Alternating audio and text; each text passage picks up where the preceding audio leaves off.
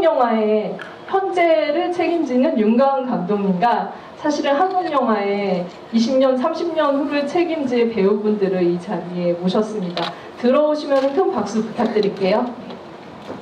들어오세요.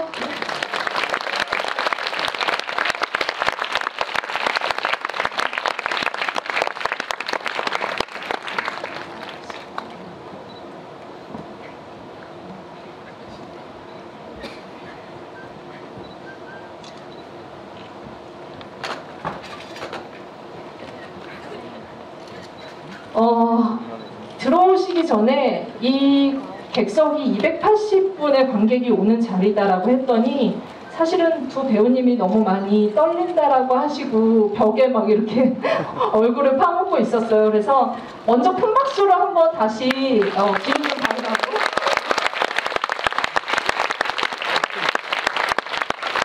합석하셨으니까 그러면은 인사 말씀을 들으면서 시작하겠습니다. 감독님 먼저.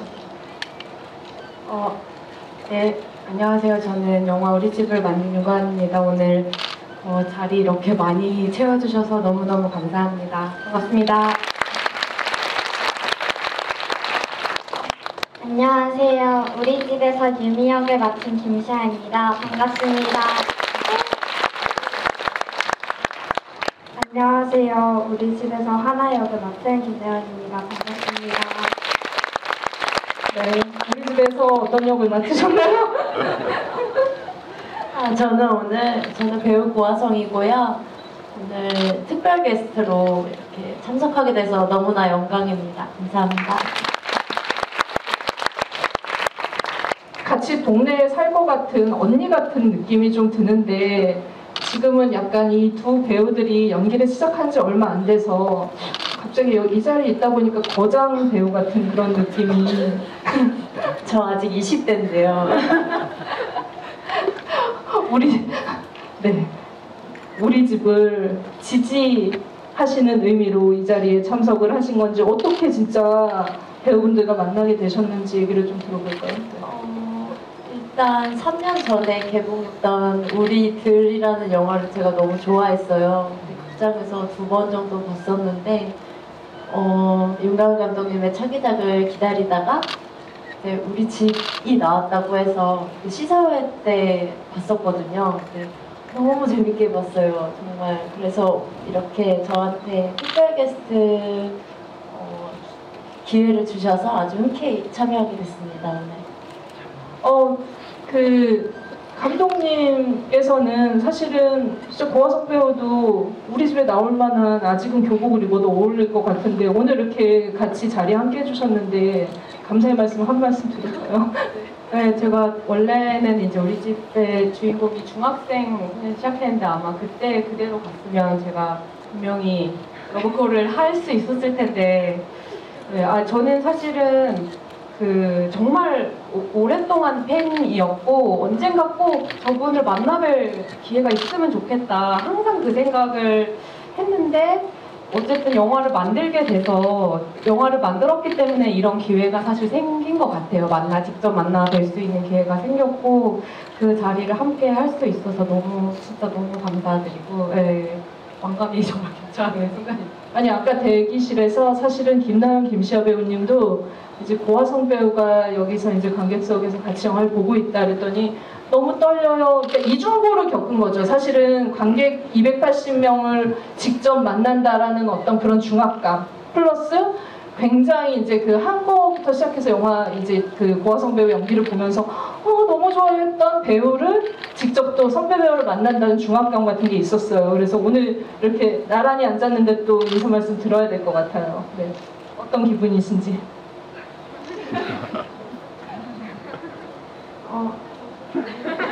없다 생각하고. 일단 고아성 선생님께서 나오시는 영화를 되게 많이 보고 인상 깊게 봤는데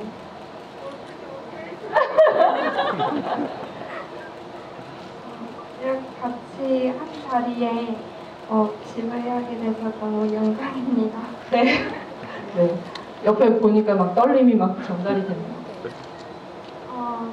저도 사실 되게 영화도 많이 봤고 평소에 되게 정말 좋아하시는 배우분이셨거든요. 그래서 나도 정말 꼭 만나보고 싶다 이렇게 생각을 했었는데 오늘 이렇게 같이 할 수 있어서 정말 말로 표현할 수 없는 그런 감정과 되게 그냥 행복합니다. 아, 이렇게 얘기할 때 말로 표현할 수 없는 행복감이다 이렇게 얘기하면 되는군요. 굉장히 쏙쏙 바뀌네요. 저는 이제 이 배우들의 공통점을 생각을 해봤어요. 이 배우들이 오늘날 굉장히 이제 저는 고화성 배우는 여러분들도 그렇고 저도 예전부터 봤던 배우잖아요. 오늘날 어떻게 이렇게 이 세 배우가 이런 역사적인 자리에 모였을까 생각해봤을 때 보통의 이제 어릴 때 연기를 하는 배우들에 대해서는 우리가 아역이라는 말을 쓰잖아요. 누군가의 어린 시절을 연기하는 배우. 그런데 거의 초창기부터 이 배우들은 누구의 아역도 아닌 그 캐릭터 그 자체로 존재를 했고 그 캐릭터 자체로 우리한테 인지됐고 각인됐던 배우라는 생각이 듭니다. 그래서 그 부분들이 저는 윤광 감독님한테 그 부분에 대해서 먼저 질문을 좀 드리고 싶어요. 네. 어린이의 어떤 시각으로 어린이 배우들의 어떤 캐릭터를 만들어서 한 편의 영화를 2시간이 넘는 영화를 극장에서 개봉을 한다 이러면은 관객들이 안 올 거다 라는 생각이 팽배해 있었죠. 굉장히 이 영화 산업 안에서는. 그런데 감독님은 그냥 뭐 흥행이고 뭐고 괜찮다 하고 만드신 게 아닐까 어떤 강단이 있으셨던 것 같아요. 그만큼 어떤 어린이들의 시각, 어린이들의 눈높이 그리고 어린이들의 사고 자체로 성인이나 마찬가지로 어떤 인격을 가진 어떤 캐릭터라는 생각으로 접근을 하셨을 텐데 이렇게 소녀들의 이야기를 자꾸 만드시는 이유가 뭔지. 처음부터 너무 심오한 질문을 해주셔가지고 이게 저한테 가장 제가 제일 많이 듣는 질문이면서 동시에 저한테 가장 어려운 질문인 것 같아요. 왜냐면 저는 제가 그냥 만들 수 있는 이야기를 할 수 있는 이야기 하고 싶은 이야기를 한다는 생각 말고 사실은 다른 생각을 사실은 별로 안 해봤던 것 같고 사실 제가 어렸을 때는 이런 소녀들이 자신들의 인생 안에서 어떤 일들을 해나가는 영화들이 꽤 있었어요. 예, 뭐 TV로 보거나 뭐 때로는 극장에 가서 보기도 하고 그런 영화들이 제법 있었는데 자라면서 오히려 조금씩 그런 게 없어졌던 것 같고 저는 그것에 대한 향수도 있고 그래서 사실은 저는 이게 제 안에서는 어떻게 들리실지 모르겠는데 전 대중영화라고 생각하고 만들었거든요. 그러니까 어려운 영화를 만든다는 생각을 저는 제가 그렇게 막 어렵고 복잡한 사람도 아니고 보편적으로 누구나 경험할 수 있는 이야기를 제가 할 수 있는 방식으로 한다는 생각으로 만들어 사실은 저한테 대중영화인데 대중영화가 정말로 됐으면 좋겠는 바람이 있습니다. 알겠습니다. 대중영화가 지금 되고 있습니다. 네, 스코어로.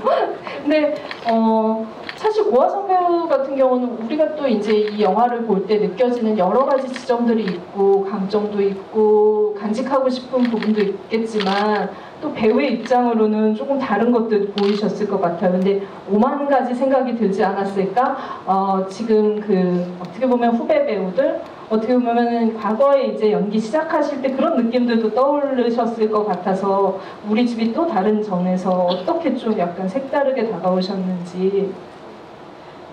제가 연기를 4살 때부터 시작했어요. 근데 그때 뭐 본격적으로 일을 막 많이 한 건 아니고 그때부터 이제 연기에 대한 화두를 조금씩 품으면서 살다가 이제 한 13살쯤부터 본격적으로 일을 하게 됐는데 그래서 그런지 이제 윤가은 감독님의 영화나 아니면 아역 배우들이 연기하는 작품을 볼 때 약간 이중의 감상이 있어요. 정말 이중, 네. 어렸을 때 향수가 떠올려지기도 하고 또 어렸을 때 연기했던 생각이 떠올리기도 하는데 점에서 아역 배우들 연기를 보는 거는 되게 특별한 것 같아요, 저한테. 네, 그 두 배우의 연기를 보시고 네, 약간 좀 냉정하게 평가를 그러면 잠깐 해주실까요? 그걸 또 안 들어볼 수가 없을 것 같아요. 네. 글쎄, 평가라기보다는요, 저는 연기를 작품을 이제 거듭해서 한 사람으로서 더 제가 배우게 되는 입장인 것 같아요. 이 두 배우분들의 연기를 보면서 정말 저런 마음으로 연기를 해야 진짠데 이런 생각이 드는 영화였던 것 같아요. 이번에는 정말 너무 좋은 연기였습니다. 네, 저런 마음이 들게 사실은 이 영화가 연출을 할 때부터 다 계획이 있었구나라는 생각이 들 정도로 그런 계획이 있으셨던 걸로 알고 있어요. 시나리오를 쓸 때부터, 캐스팅을 볼 때부터, 그리고 현장에서도 좀 같이 작업을 한다라는 느낌? 그런 느낌으로 작업을 했다라는 얘기를 들었는데, 시아 배우님한테 좀 들어볼까요? 이제 그 작품 경험이 있으시잖아요. 미스백도 있었고. 그래서 감독님, 이제 우리 집 윤가은 감독님이랑 같이 작업할 때는 어떤 점이 좀 차이가 있었는지.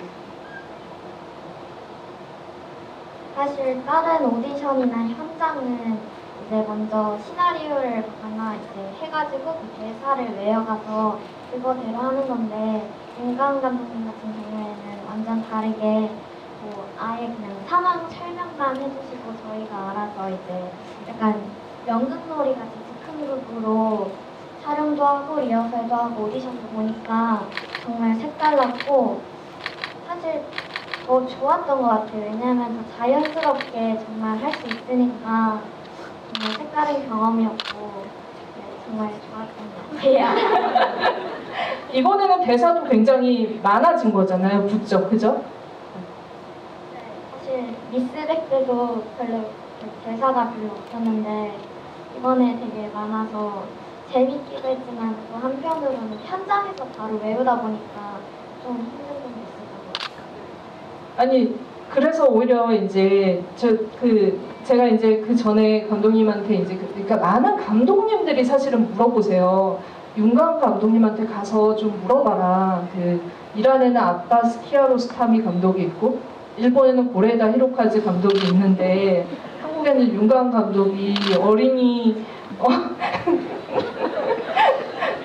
연기자들의 연기를 그렇게 잘하는데 어떻게 하는지 저한테 좀 물어봐달라는 얘기를 진짜 많이 들었어요. 진짜 거짓말이 아니고. 그래서 감독님한테 사실은 우리 집 때도 이제 그 비결이 뭐예요라고 여쭤봤던 기억이 나고 실은 이제 시아 배우님이 말씀해주신 그 방법론이 있었던 것 같긴 한데 그 소통들이 잘 통하던가요? 이렇게 서로 이렇게 얘기를 하고 이게 사실 합의 진짜 계획이 있고 먼저 미리 잘 맞춰지지 않으면은 굉장히 어그러지기 쉽고 자연스럽다라는 말이 그냥 나오지는 않잖아요. 그래서 배우분들이 물론 훌륭했기 때문이라는 생각이 들어서 어떤 과정들이 있으셨는지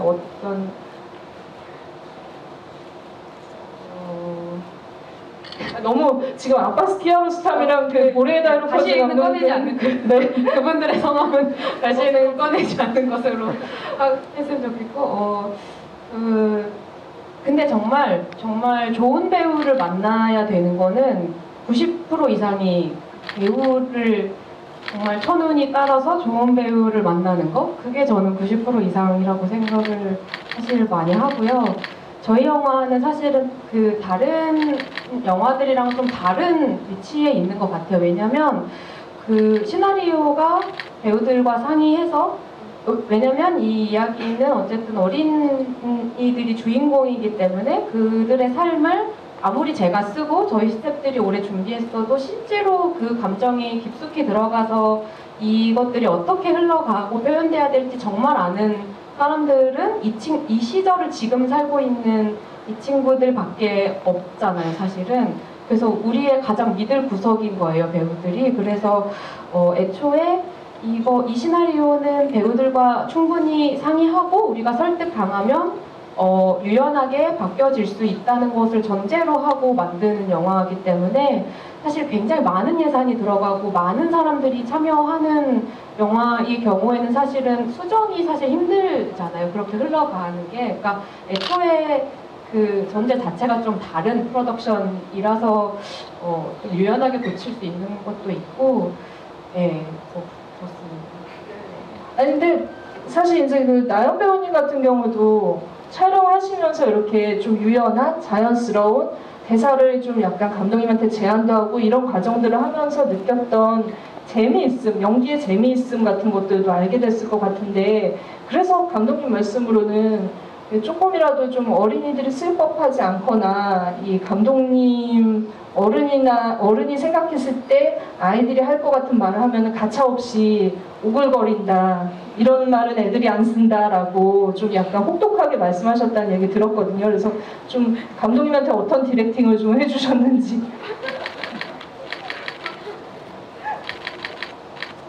제가 디렉팅을 들었다기보다는 감독님께서 현장에 가서 유미와 저 하나에게 이런 대사를 주시면은 그에 대한 좀 오글거린다기보다는 입에 안 붙는 그런 게 조금 있으면은 이런 게 안 붙는 것 같은데 조금 수정해도 될까요? 이렇게 물어봐서 많은 대사들이 만들어진 것 같아요. 그래서 제가 뭐 감독님한테 디렉션이나 뭐 이런 거를 드린다는 건 절대 아니고 다 같이 함께 한 것 같아요. 아니 이 얘기를 듣다 보니까 이렇게 감독님이랑 배우분이 되게 성향이 비슷한 것 같다는 느낌이 마구 들면서 네, 다 우리들 같다라는 느낌이 드네요. 근데 사실 이렇게 같이 좀 또래들이랑 연기를 하는 거랑 이제 고화성 배우 같은 경우는 이제 좀 저희 이제 기억하는 괴물이라는 작품을 봤을 때 혼자 중학생 이제 그 입학한 소녀의 연기를 했었고 나머지는 다 그때 성인 배우분들이셨잖아요. 그럴 때 느낌은 또 다를 것 같아요. 현장에 갔을 때 나도 이제 나의 몫의 연기를 하고 있지만 나머지 배우들은 너무 베테랑 배우고 그랬을 때 또 느끼는 거는 이렇게 같이 합을 맞추면서 좀 약간 소통하는 거랑은 다른 어려움이 있을 것 같은데, 그때 기억도 좀 떠올려 주시면은 어떤 차이가 있으셨는지. 너무 옛날인가요? 글쎄요, 저도 사실 어렸을 때 또래 배우들이랑 연기해본 경험이 없어서 비교가 잘 안 될 것 같고요. 글쎄요, 그냥 어렸을 때는 뭐든 영광이었던 것 같아요. 그 영광 속에 좀 약간 두려움도 있던 거 아니었어요? 어때요? 저는 그 김시현 배우분께 질문을 하고 싶은데, 이제 배우한테, 전작에서는 이제 선배님과 같이 호흡을 하다가 이번에는 또래 이제 배우랑 연기를 하게 되는데 어떤 점이 다를까요? 지금 그러면은 지금 나연 배우님이랑 어떻게 보면은 또 이제 미스백의 백상아를 맡으신 배우님을 비교를 하는 이런.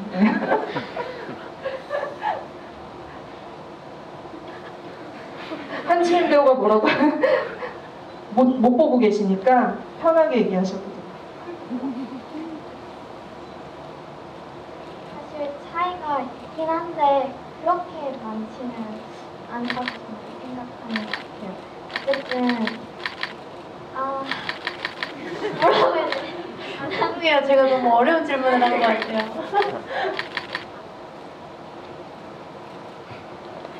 나연 실제로 언니죠? 언니한테 존댓말했나요? 반말했나요? 중요한 질문이네요. 네.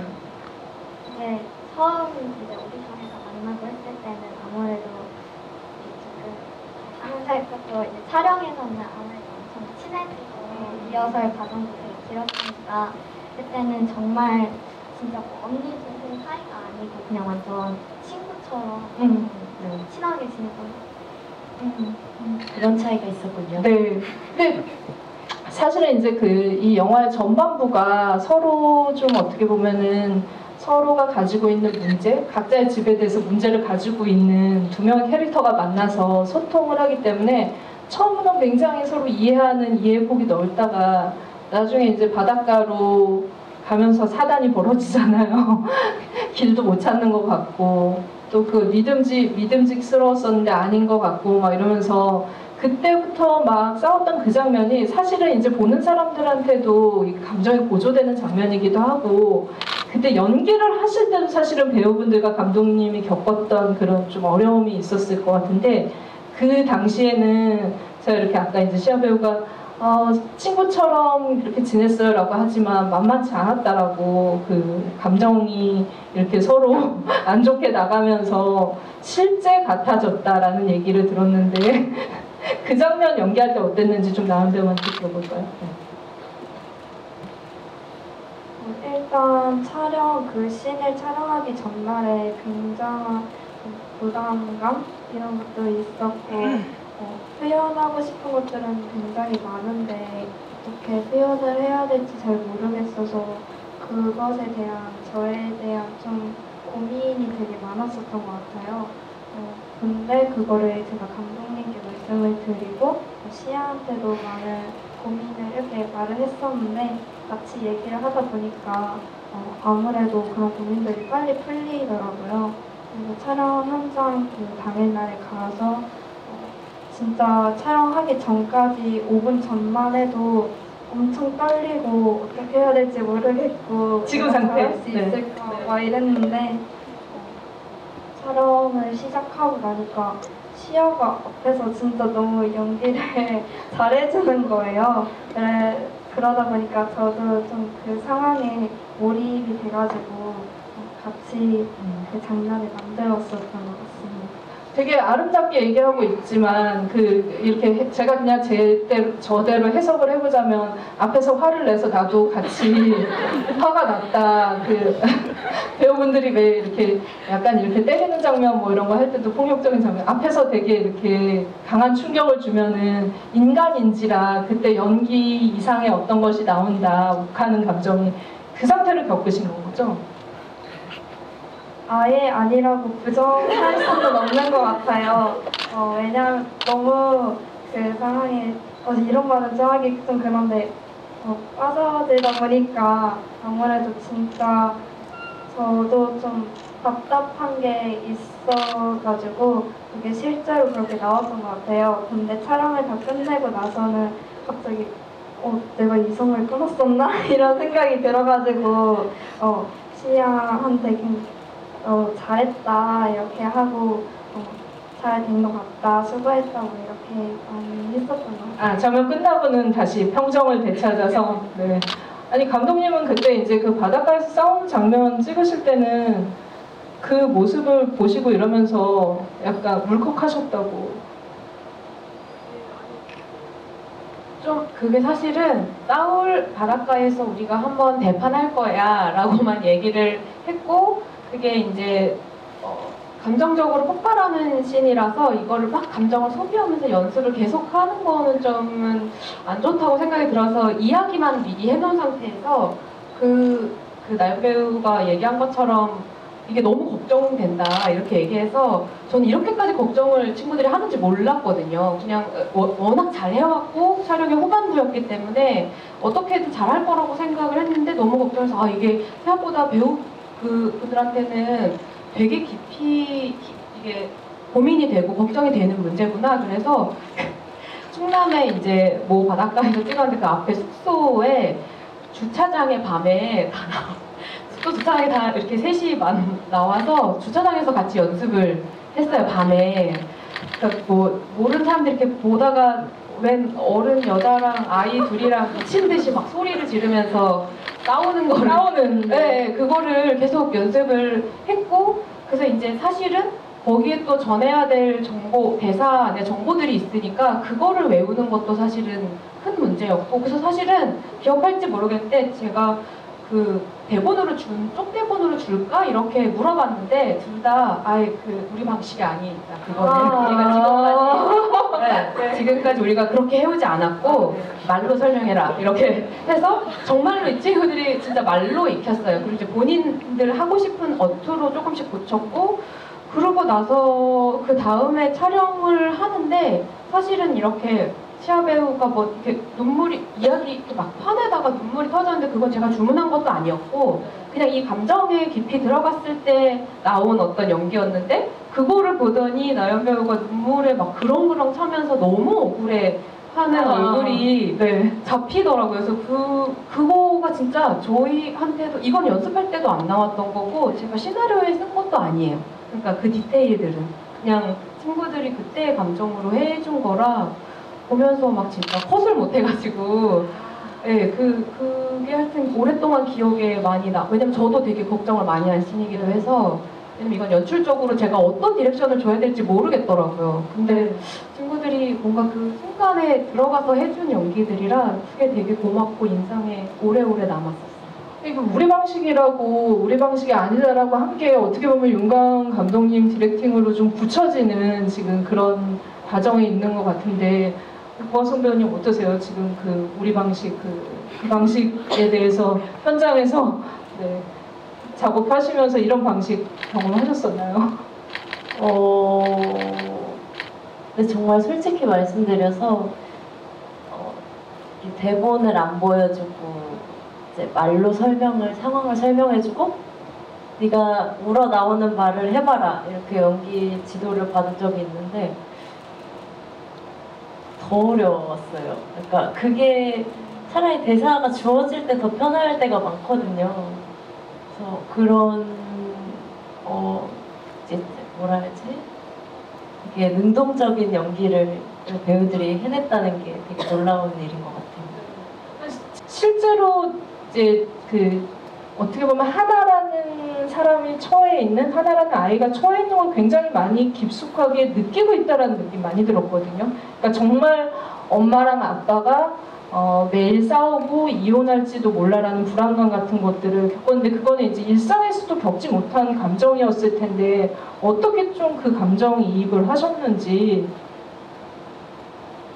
일단 맨 처음에 오디션을 볼 때는 이 영화에 대한 시나리오 그리고 내용을 완전히 모르는 상태로 캐스팅이 돼가지고 리허설을 할 때서야 하나는 이런 상황에 처한 아이 이런 걸 알았는데 되게 처음에는 막막했어요. 왜냐하면 대본도 없이 제가 하나의 수많은 감정들을 표현해야 하는 거니까 그것에 대한 막막함이 좀 있었는데 아무래도 같이 감독님과 이야기하는 시간이 많아지고 같이 리허설도 하고 이런 시간이 많아지다 보니까 그런 부담감이 좀 없어진 것 같은데 일단 가장 많이 했던 생각은 아무래도 진짜 내가 하나라면 어떻게 행동을 했을지 이거를 많이 생각을 했었던 것 같아요. 왜냐하면 촬영을 할 때에는 김나연이 촬영을 하는 게 아니라 하나가 촬영을 하는 거니까 진짜 촬영할 기간 때에는 나연이가 아니라 진짜 내가 하나가 되어서 생활을 해보고 싶다 이렇게 생각을 해서 많이 수많은 고민을 했었던 것 같아요. 네, 그런 과정이 투쟁의 시간이 있었거든요. 사실 동생까지 있는 상황을 또 이해를 해야 됐었잖아요. 근데 실제로도 동생이 3명이나 있다고 그래서 좀 약간 이해하기도 좀 그러니까 본인 평소랑 대입해서 또 연기를 했을 것 같은데 유미란 역할 어떻게 또 받아들였어요? 언니도 동생이 있잖아요. 근데 저도 아까 말하신 것처럼 동생이 3명이나 있어서 동생을 챙기는 감정 같은 거를 좀 더 잘 이해할 수 있었고 아무래도 유미가 이제 친구들이랑 좀 가깝게 지내지 못하잖아요. 아무래도 자주 이사를 다니고 학교를 전학을 다니고 하다 보니까 아무리 친한 친구를 사귀어도 계속 헤어지게 되니까 유미는 계속 이제 동생이랑만 같이 지내는데 저는 뭐 그렇게는 아니지만 그래도 동생이 많다 보니까 이제 학교 갈 때 동생들을 챙겨야 되니까 그런 생각, 아니, 그런 감정인데 조금 눈물보다는 아니지만 좀 약간씩은 그런 감정을 느끼는 부분이 있었는데 그래서 좀 더 잘 이해가 된 것 같아요. 근데 애도 동생도 좋아요. 네. 감독님 진짜 어떻게 보면은 배우들이랑 소통을 하는 게 모든 연출자들의 숙제일 것 같아요. 이거는 뭐 이제 그 뭐 어린이 배우 뭐 이런 걸 다 나이 뭐 성별을 떠나서 근데 감독님도 어떻게 보면은 이 배우들이랑 소통을 하기 위해서 이 배우들이 관심을 가지고 있는 것들 이런 것들을 숙지를 하셨을 텐데 그게 그렇게 어떤 부분은 힘드셨다고 아이돌 이런 거 하나도 모르시잖아요. 네. 어떻게 좀 감독님은 어떤 마음으로 어떻게 좀 촬영 기간을 견디셨는지. 갑자기 생각나는데 나연 배우가 그때 방탄소년단 너무 좋아해서 제가 진짜 열심히 공부하면서 방탄소년단에 대해서 저희 촬영 도중에 신곡이 나왔거든요. 그 날짜를 정확하게 뭐 D 몇이다, D3, D1 이렇게 현장에서 계속 각인시켜주고 그날 뮤직비디오 뜨자마자 보고 굉장히 반복해서 듣고 내가 이 노래 안다 막 이렇게 티를 이제 막 근데 네 어쨌든 사람의 취향은 빨리빨리 변하는 것이고 뭐 근데 이제 그런 생각이 들더라고요. 제가 그래도 30대 한 초반까지는 뭔가 이 대중문화의 흐름을 노력하지 않아도 저절로 흡수하고 좋아하게 되고 이런 게 있었는데 어느 순간이 되니까 제가 더 이상 노력하지 않으면 저절로 흡수가 돼서 너무 나이 많이 든 것처럼 얘기하고 있는데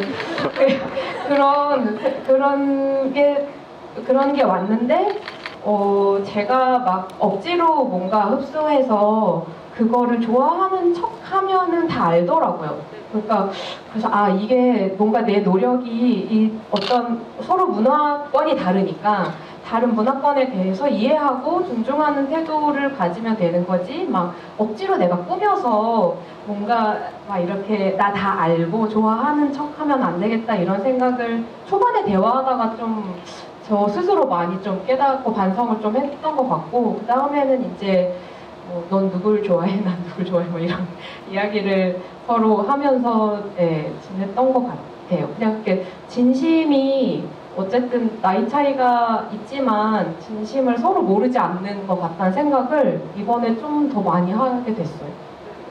아니 진짜 이게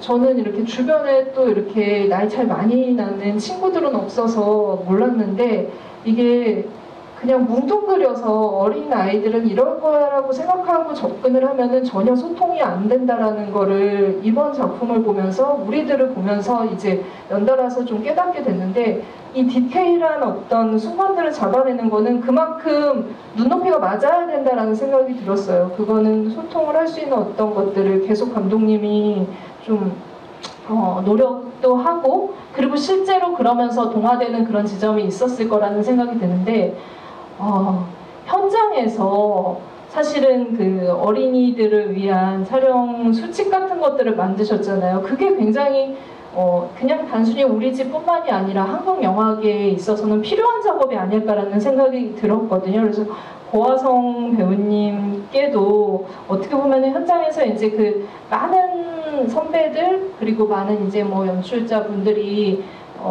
예전부터 연기를 한 거에 대한 존중을 해주긴 하셨겠지만 조금은 부족함이나 아니면 이런 것들을 좀 해줬으면은 내가 어릴 때부터 연기를 할 때 조금 도움이 되지 않았을까 그런 경험들, 느낌들 있지 않으셨을까 해서 네. 아마 요즘에는 많이 바뀐 것 같아요. 이제 주 52시간 촬영이 룰이 생기는데 저 어렸을 때는 안 그랬거든요. 그래서 솔직히 좀 억울해요. 워낙 연기 활동을 오래 하신 분이라서 만약에 옛날 현장도 경험하셨잖아요. 그때 그 규칙이 있었다면 내 키가 3cm는 더 크지 않았을까 그런 생각을 하곤 합니다. 네, 진짜 억울하네요. 아니 그래서 제가 들어오기 전에 이거를 하나 배우분들께 좀 약간 요청을 드렸어요. 선배 배우가 어떻게 보면은 오래 연기를 했던 배우랑 같이 만날 수 있는 기회이기 때문에 두 배우한테 혹시 본인도 이렇게 어려웠던 지점이나 연기를 하면서 아니면 앞으로도 계속 연기를 할 테니까 고화성 선배한테 궁금한 질문을 하나씩 해보면 어떨까 해서 질문을 준비해 주세요 라고 했는데 네, 어느 분부터 할까요? 준비하셨죠? 네.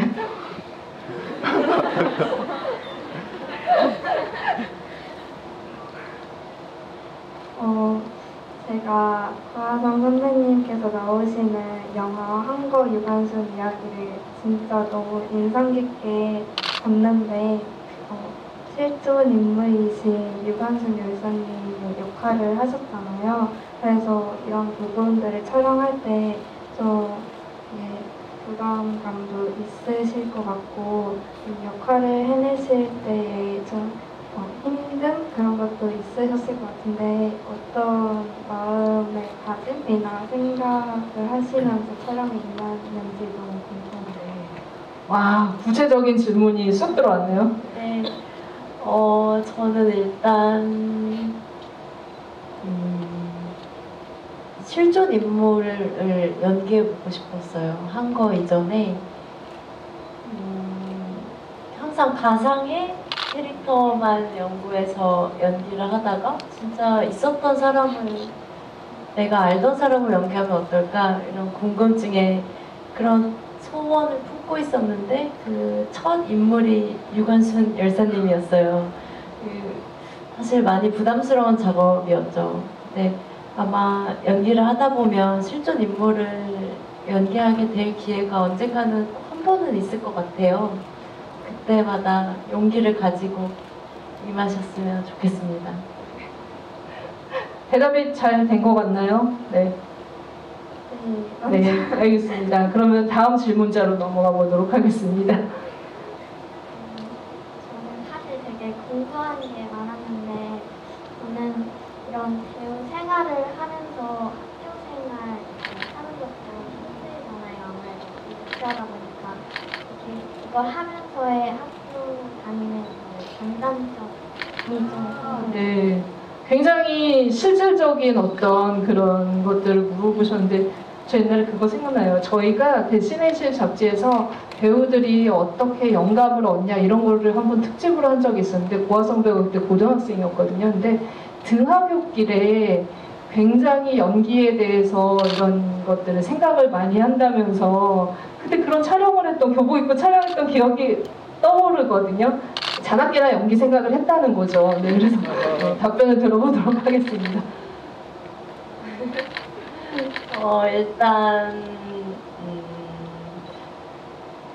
확실히 학교 생활을 하면서 연기 생활을 하는 거는 좀 힘들었어요. 예를 들어서 선생님한테 감독님이라 그러고 감독님한테 선생님이라 그러고 너무 헷갈렸었는데 근데 뭐랄까 요즘에는 예고도 많이 가는데 저는 그때 계속 인문계 학교를 나왔거든요. 그래서 방학 때만 일을 했어요. 그러니까 작품이 들어가는 건 방학 때만 있었는데 그래서 사실 다른 아역 배우 출신들 아니면 어릴 때부터 연예계에 활동했던 분들의 말씀을 들어보면 학창 시절에 추억이 없다거나 같이 공감이 부족한 것 같다고 하는데 저는 사실 해당이 안 돼요. 근데 그거에 대한 자긍심이 어른이 되면서 점점 커지더라고요. 그래서 어릴 때의 그 생생한 추억들을 늘 간직하셨으면 좋겠습니다. 아, 네. 또 고화성 배우의 리얼한 연기 뒤에는 이렇게 또 이게 방법이 있네요. 또 네, 다른 또 아마 이제 각자의 방법을 찾으셔야 될 것 같다라는 생각이 들고 두 배우가 실존 인물을 연기할 때 그리고 또 이렇게 학교와 병행하면서 연기할 때 어떤 이제 잘하면서 어떤 궁금증을 가지셨을 텐데 고화성 배우의 가이드가 좀 도움이 됐으면 좋겠고 이 자리를 한 10년 후에 또 기억했으면 좋겠다라는 생각도 들게 됩니다. 객석으로 질문을 좀 이제 좀 드려볼게요. 마이크를 드릴 테니 질문이 있으신 분은 손 들어주시면 드리겠습니다. 그래서 마이크가 지금 2개밖에 없네요. 이제 뺏겨서. 네. 아, 어느 분이 제일 먼저 드셨죠? 제가 이쪽 분이라고. 저쪽 뒤에 한색 셔츠 입으신 분? 네.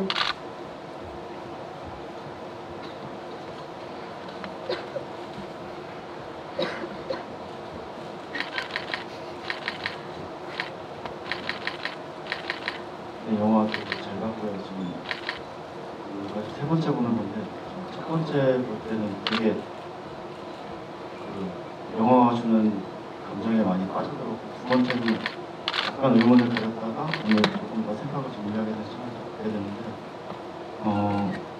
우리들을 생각하고 우리 집을 보면은 이게 조금 답을 얻는 게 좀 힘든 것 같아요. 우리들 같은 경우는 그냥 캐릭터와 상황을 주면은 알아서 스토리가 쫙 흘러가는 어떤 그런 영화라고 저는 생각을 했거든요. 근데 우리 집은 굉장히 좋은 느낌을 받았는데,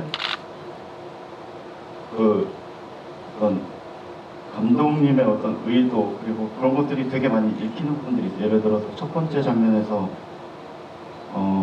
만약에 그 싸우는 장면을 풀슛으로 잡아가지고 전체를 다 보여주면 어땠을까, 그런 느낌도 들었고, 그 오므라이스 먹는 장면에서 한 신화에서 슛을 되게 많이 나누잖아요. 그런 장면도 되게 의도적으로 영화에서 어떤 감독님이 하고자 하시는 그런 이야기들이 담겨있구나. 근데 그런 것들이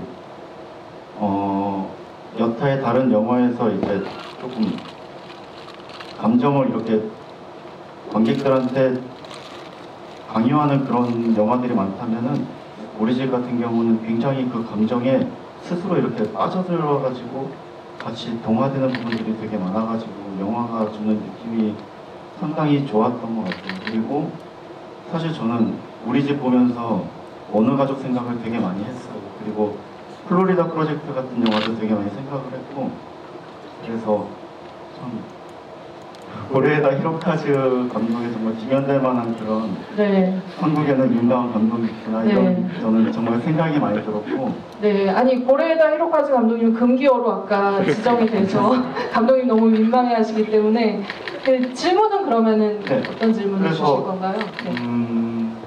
사실 영화를 보면서 되게 그런 좋은 느낌들, 어떤 그 세 소녀들이 갖고 있는 연대, 어떤 그런 것들에 대한 느낌을 강하게 받았는데, 그러면은 감독님이 영화에서 그렇게 캐릭터를 굉장히 현실적이고 세밀하게 그려내는 것은 도대체 어디서 출발하고, 그리고 우리 집 같은 경우는 이야기의 시작이 어디서부터 시작이 됐는지 그런 좀 네. 어떻게 보면 기획 의도일 수도 있고 감독님의 처음 출발선을 여쭤보시는 것 같아요. 네. 사실은 이 영화는 제가 우리들 편집할 때 뭐 그 즈음부터 되게 강하게 들었던 생각이 있었는데, 그거는 되게 다른 게 아니라 제가 우리들을 되게 오랫동안 마음에 품고 있던 이야기를 꺼내놓은 거다 보니까 이 아이들이 계속 상처를 주고받는 거를 저는 시나리오 뭐 초기 단계부터 편집 때까지 보고 있는 그 상황에 제가 너무 지치고, 이상하게 이 아이들한테 미안한 마음이, 왠지 모를 미안한 마음이 되게 많이 들었어요. 그래서 다음에 영화를 만들게 되고 또 아이들이 나오는 이야기를 쓰게 된다면 아이들은 일단 그만 싸우고 아이들이 힘을 합해서 뭔가 하는 거, 그리고 아이들끼리 서로의 아픔을 보듬어주고 위로하면서 뭔가 앞으로 나가는 이야기를 하고 싶다는 생각이 사실은 제일 컸고, 거기서부터 출발을 하다 보니까 아이들 세계에서, 그리고 저도 역시 그랬고, 어쩌면 가장 큰 적은 부모님이더라고요. 그러니까 뭐 어떤 이유에서든 내가 바꿀 수 없는 이 환경, 나를 둘러싼, 하지만 나를 가장 크게 영향을 나한테 미치고 나를 가장 기쁘게 또 아프게 하는 그 사람들에 대한 이야기를 하면 좋겠다, 뭐 이런 생각들이 네, 이렇게 저렇게 되다가 여기까지 온 것 같고요. 네. 답변이 어떻게 보면 그 어린 여성들의 연대 같은 느낌에 대한 것들도 어떻게 출발하셨는지 그게 두 번째 캐릭터로 소녀들의 이야기들로 두 번째고 네 죄송해요 사실 그 저 그렇게 어린이들의 캐릭터를 네. 그렇게 세밀하고 구체적으로 네. 다른 영화에서처럼 아이다움을 추구하지 않고 그렇게 살아있게 만들어 주시는 그 출발점도 진짜 그거는 진짜 솔직히는요 제가 원래 생각했던 캐릭터는 지금 제가 생각해보면 좀 더 자기적이었던 것 같아요. 그러니까 사실 하나는 좀 더 적극적으로 부모 싸움에 개입하는 부모가 이렇게까지 혼신의 힘을 다해서 싸우지만 하나는 나는 여기에 그렇게 영향받지 않는 척을 하면서 부모의 싸움을 좀 더 적극적으로 말리고 여기에 좀 더 적극적으로 가담해서 이 불을 끄려고 노력하는 그런 아이로 생각했고 유미는 지금보다 훨씬 더 깡이 세고 훨씬 더 좀 거칠고 이런 면이 있는 아이로 저는 사실은 생각을 했는데 실제 배우 그 나이대를 살고 있는 우리 배우들을 만나고 같이 이야기를 하고 즉흥극을 하면서 제가 생각했던 좀 뾰족한 부분들이 내가 어른의 입장에서 생각한 어떤 캐릭터성에 더 가까웠다는 생각을 좀 뒤늦게 사실 이건 우리들 때도 마찬가지였고 그러면서 사실은 배우들이 실제로 영화에 들어오면서 바뀐 게 저는 훨씬 많은 것 같아요. 만약에 뭔가 이 인물들이 좀 자연스럽게 보이는 부분이 혹시 있으셨다면 그거는 다 배우들의 힘이고 혹시 부자연스럽게 보였던 그건 제 탓이다 이렇게 생각을 하시면 딱 좋을 것 같습니다. 네, 어린이들이 힘을 합쳐서 집을 부셨네요. 네. 네. 또 질문, 네. 약간 나이대가 비슷하실 것 같아서 검정색 티셔츠 입은 고양이 티셔츠 입으신 네, 관객분한테 질문 받아보도록 하겠습니다. 영화 너무 재밌게 잘 봤고요. 윤관 감독님 팬입니다. 그리고 두 가지 질문이 있는데 하나는 우리 집에 보면은 이게 상자가 많이 나오고 상자 같은 걸 많이 모으잖아요. 그래서 그 상자에는 어떤 의미가 담겨 있는지 궁금하고요. 또 하나는 김나영 배우님께 궁금한데 그 유진이가 막 조개 껍데기 그걸 주는 것도 있고 영화 중간 보면은 조개 껍데기가 여러 장면이 나오는데 그거에 대해서 어떤 느낌을 받으면서 연기를 했는지 궁금해요. 네, 알겠습니다. 오늘 김나연 배우님 먼저 조개 껍데기 얘기해볼까요? 네. 되게 어려운 질문인 것 같은데 조개 껍데기는 그걸 처음 받았을 때가 하나가 힘들었었던 상황에 처해질 때 유진이를 만나게 되면서 받았던 하나의 작은 위로라고 생각을 저는 했었던 것 같아요. 그래서 그 조개 껍데기 어떻게 보면은 그 조개 하나 이렇게 느끼실 수도 있으시겠지만 제가 진짜 하나가 되어서 느꼈을 때는 굉장히 작은 위로라고 느낄 수도 있지만 나한테는 굉장히 큰 위로 이렇게 느꼈던 것 같아요. 네, 알겠습니다. 조개 작은데 진짜 조개 하나. 네, 사실 조개라기보다 소라인데 갑자기 정정을 저 그래서 조개랑 소라도 찾아봤어요. 제가 이게 소라인지 조개인지 네, 다르더라고요. 비슷하게 생겼어요. 근데 너무 훌륭한 대답을 해주셔서 사실은 상자에 대해서는 저보다 치아 배우의 이야기를 들으시는 게 훨씬 좋을 것 같긴 한데 일단 제 입장에서는 막 이렇게 큰 의미 부여를 한 거는 전혀 아니고요. 그 어느 시점에 이거는 저만 그런 게 아니라 많은 어린이 친구들이 뭔가 만들기를 좋아하게 되는 시점이 있는데 주로 만들게 되는 게 상자거든요. 왜 그런지는 저도 잘 모르겠어요. 근데 저의 어렸을 적을 돌이켜보면 그냥 유민의 집이 이렇게 막 풍족한 집이 아니다 보니까 친구들이 약간 뭔가 이렇게 장난감들이 많이 주어지거나 이런 게 아니니까 스스로 상상해서 놀게 되는 좀 창의력을 발동해서 이것은 뭐야 저것은 뭐야 하면서 놀게 되는 일들이 많아지고 그 과정에서 유미는 이것저것 상자들을 만들면서 뭐 그런 좀 상상의 나래를 피지 않았을까? 뭐 이런 정도의 생각이었고, 시아 배우님이 그 상자를 유미는 왜 상자를 그렇게 만들고 쌓았을까? 이거에 대해서 얼마 전에 저도 이야기를 처음 들었는데 그 대답이 너무 좋았었거든요. 시아 배우의 해석. 네, 네. 들어보도록 하죠. 일단 유미는 아무래도 친구도 없고 되게 자기 감정 표현을 잘 안 하는 아이잖아요. 그래서 마음속에다가 되게 많이 쌓아뒀을 거라고 생각을 했고, 그 마음에 쌓아둔 거를 자신의 감정을 그 상자를 접어서 그 상자 안에다가 저는 넣어뒀다고 생각을 하거든요. 그래서 상자를 접는 게 유미한테는 그래도 작지만 그래도 유미에게는 정말 큰 위로가 아니었을까라는 생각이 들었어요. 감독님, 앞으로 꼭 계속 그 어린이 배우들이랑 같이 시나리오를 개발하는 과정을 유지하시기를 바랍니다. 정말 너무 울컥하네요. 제가 지금 웃고 있는데 지금 울 뻔했어요, 진짜. 이런 표현을 어떻게 보면은 그 상자를 부시는 거에 쾌감만 생각했지, 저는 마음속에 이런 걸 쌓아서 이렇게 그 생각을 못했네요. 네. 네, 먹먹합니다. 빨리 그러면은 먹먹한 감정을 깰 질문 받아보도록 하겠습니다.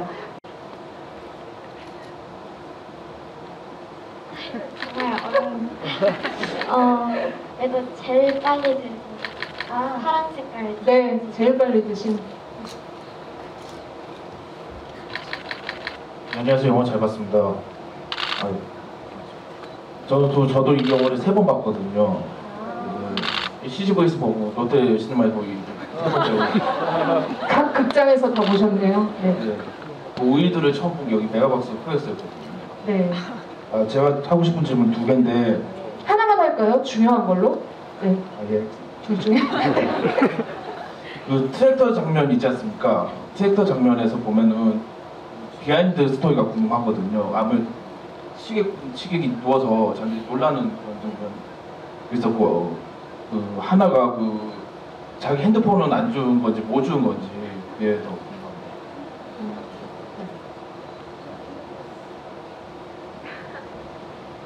그 핸드폰은 같이 유미와 유진이와 같이 바다를 가는 과정에서 핸드폰 잃어버린 걸 말씀하십니다. 그때 옆에 술에 취하신 분이 누워 계셨는데 아무래도 아무런 어른도 안 계시고 아이 셋만 같이 있는 거다 보니까 두려움 그런 게 좀 큰 상태에서 그런 분을 만나는 거니까 그런 거에 대한 좀 무서움이 있어서 떨어뜨렸는데 잡지를 못했던 것 같아요. 실제로는 그 취객 이제 저희 연출부 친구가 이제 취객 분장을 해서 정말 배우가 아니셨군요. 네. 아니, 정말 저희 연출부에서 가장 젊고 가장 늠름한 청년이 이제 이제 누워 있고, 저희 친구들이 이제 그 옆을 해서 그 핸드폰을 떨어뜨리고 나서, 근데 이제 그러고 나서 그 취객이 이제 막 엎치락뒤치락을 되게 많이 하고 그 안에 있는 여러 가지 것들이 같이 움직이면서 내는 소리가 어린이들한테는 되게 위협적이었어요. 왜냐면 여기는 모르는 공간에 모르는 사람인데 사실은 어린이들이 활동하는 시간에 취객을 만날 일은 사실은 많지 않은데, 그런 상황이면은 어떨까? 이거는 되게 심각한 상황이다. 이런 이야기를 했고, 그냥 도망가는 것까지 찍었어요. 저 멀리 도망가는 거, 점이 돼서 사라질 때까지 사실은 찍었고, 달려가면서 유진이가 안돼 오지마 이런 얘기를 계속하면서 사실 그게 너무 웃기기도 했는데, 이제 그것을 어디서 끊을 것인가에 대한 편집적인 고민을 추후에 좀 많이 했고, 네, 그 장면 어쨌든 친구들이 진짜 고생하면서 찍었던 기억이 납니다. 네, 서플먼트에서 들을 법한 비하인드 스토리를 들었습니다. 경쟁이 진짜 치열할 텐데 마지막 질문을 하나 받아야 될 것 같아요. 진짜 특별 게스트. 나연 배우가 하는 걸로 하죠.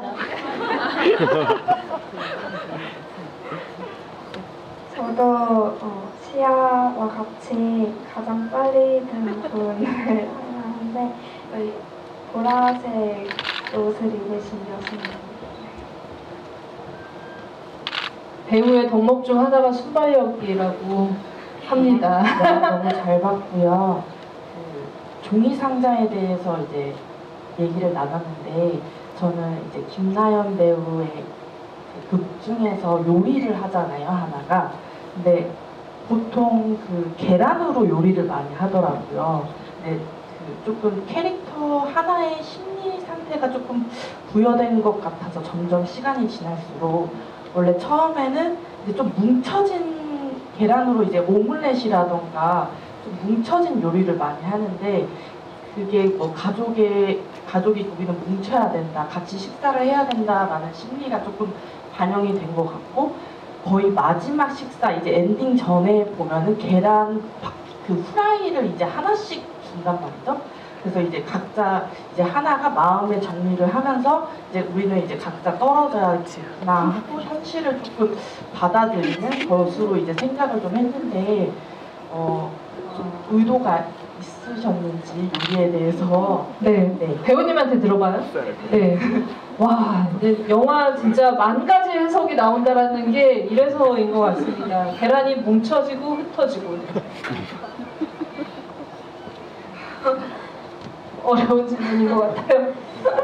오늘 굉장히 어려운 질문이 많은 것 같은데 일단 저도 그렇게 깊게까지 생각은 하지 못했었던 것 같아요. 그래서 일단 정말 놀라운 문자를 해주셔서 너무 감사하고 근데 저도 그 말씀을 듣고 나서 저도 생각을 해보니까 맨 처음에 하나는 어떻게 해서라도 부모님이 같이 살고 이 관계가 회복이 되었으면 좋겠다 이렇게 많이 생각을 했던 아이인데 맨 마지막에 같이 여행을 갔다 오고 나서는 꼭 떨어져서 산다고 해도 그것은 불행이 아니라 어떻게 보면 두 분에게 더 큰 행복일 수도 있겠다라고 생각을 하는 부분이 있었던 것 같아요. 그래서 지금 이렇게 많은 생각을 해보면은 계란에 대한 신비한 과정 이런 게 맞아 떨어지는 것 같네요. 부제를 계란으로 해야 될 것 같아요. 그죠? 계란이 그만큼 많이 나오긴 해요, 진짜. 근데 이번 GV 말고 앞으로 GV들이 몇 번 더 있을 텐데 그때 이제 계란의 의미를 조금 더 오늘 오신 관객분들도 다시 오셔서 좀 심도 깊게 파봐도 좋을 것 같다라는 생각이 들고 오늘은 질문은 여기까지 받도록 할게요. 네, 오늘은 시간이 다 돼서 여기까지 받도록 하고 저는 이 영화 보면서 그 생각했어요. 진짜 누구나 우리가 성장을 하는 데 있어서 어른이 되기까지는 실패하는 여행들을 하게 된다라는 생각을 했어요. 이게 하나와 유미의 어떤 결론이 아니라 결과가 아니라 그 과정에 있는 어떤 순간을 포착을 했다라는 점에 있어서 그리고 그게 결국에는 윤가은이라는 우리가 너무나 사랑하는 우리들을 만든 감독님의 과정에 있는 영화라는 생각이 또 들어서 이 작품이 너무 아름답다라는 생각이 들었고 제가 이제 계속 요즘 얘기하고 다니는 건 윤가은 동네 유니버스. 이 안에 아이들이 다 있을 것 같고 그 안에 조금 더 잘한 고아성 씨도 있을 것 같고 여러 가지 생각을 확장해서 해보는 영화가 이 영화였던 것 같습니다. 그래서 이렇게 먼저 고아성 씨한테 오늘 이제 이렇게 특별 게스트로 초청돼서 같이 배우분들과 관객분들과 얘기한 소감을 좀 들어볼게요. 저는 질문을 하나 하고 싶은데요. 제가 질문 못하게 했더니 이제 네, 우리들부터 너무 재밌게 봤던 입장으로서 이번 영화를 봤을 때 깜짝 선물 같은 순간들이 있었잖아요. 그런 작은 선물이 혹시 다음 영화에도 있을지 네, 너무 궁금합니다. 네, 너무 중요한 정복을 찌르는 안 들을 수가 없네요. 네. 아니 저희 사실은 이게 계획에 의해서 이렇게 치밀한 계획에 의해서 이렇게 된 게 전혀 아니라 하다 보니까 사실은 네, 하다 보니까 저의 사심이 작동해서 이렇게 된 건데 이렇게 하실 때 이제 저희 배우분들이 저를 보는 눈빛이 예, 다음에 그럼 우리 언제 뭐 약간 이런 다음에 남배우로 출연하셔야 되잖아요. 네, 시간 빼놓고 있는데 3년 몇 년 뒤에 하나와 유미는 또 어느 공간에서 어떻게 자라고 있는지 뭐 할 거지? 약간 이런 느낌으로 다들 저를 항상 바라보고 있어서 좀 새로운 계획했던 건 아니지만 정말 그럴 수 있는 기회가 주어지면 좋겠다 이런 생각을 요새 좀 많이 하게 됐어요. 네, 그래서 제목도 빨리 고민하셔야 될 것 같아요. 우리로 시작하는 전에 우리나라 뭐 이런 거 주변에서 권한다고 크게 블록버스터로 블록버스터를 원래 그 감독의 차기작은 전작의 흥행이에요. 왜냐면 산업적으로는 그렇기 때문에 여러분들이 많이 입소문 내주시면은 이 하나와 유미가 어떤 연애를 하고 있을지 어떤 학교에 갔을지 여러 가지로 보실 수 있을 것 같습니다. 큰 박수 부탁드릴게요. 네, 배우분들께도 인사, 오늘 이렇게 280명의 관객분들과 또 이렇게 또 선배 배우님과 대선배, 거장 선배님과 같이 한 소감 한 말씀. 시아 배우부터 할까요? 네. 강제로 해야지 이제 아니면 둘이 막 계속. 일단 제가 정말 좋아하고 정말 멋진 선배님과 함께 할 수 있어서 정말 좋았고 앞으로도 이런 기회가 많이 있으면 정말 좋을 것 같아요. 그리고 오늘 정말 끝까지 함께 해주셔서 너무 감사하고 가시는 길도 조심히 걸어가시면 됩니다. 오늘 와주셔서 정말 감사합니다. 네, 가시는 길 조심히 가세요. 네. 일단 저도 시아처럼 굉장히 존경하는 배우 선배님과 이 자리를 함께해서 너무 영광이었고요. 이렇게나 많으신 분들과 함께 GV를 한다는 게 저한테는 굉장히 큰 기쁨이고 새로움인 것 같아요. 여러분 정말 너무 감사드리고 시아처럼 조심히 잘 들어가세요. 감사합니다. 네, 마무리는 해주셔야 될 것 같아요. 고화성 배우님, 앞으로 윤가은 감독님이랑 같이 작업하실 거죠? 정말 감독님 이번에 오늘 이제 영화를 보면서 내가 어렸을 때 윤가은 감독을 만났으면 어땠을까 이런 생각이 들었어요. 더 어렸을 때죠. 이제 앞으로도 윤가은 감독님의 다음 작품 너무 기대하고 있을 거고요. 두 배우분들의 행보도 정말 묵묵히 응원하겠습니다. 네, 여러분 그러면 가시는 길 조심히 가시고 다음 GV에서 또 뵙도록 하겠습니다. 3만을 향해서. 네, 감사합니다. 네.